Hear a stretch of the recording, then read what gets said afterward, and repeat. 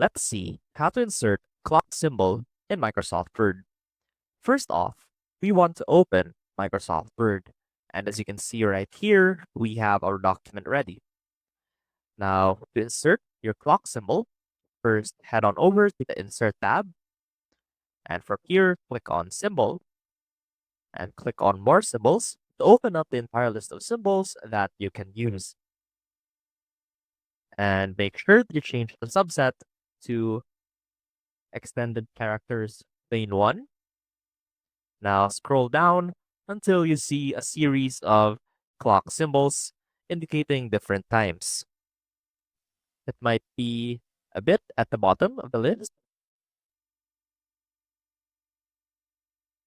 However, you should be able to see it right here. Now to insert your clock symbol, simply choose the time or the symbol that you want and click on Insert. So for example, we want to insert this 6 o'clock symbol. And as you can see, we now have that in our document. I hope this helped, and I will see you soon.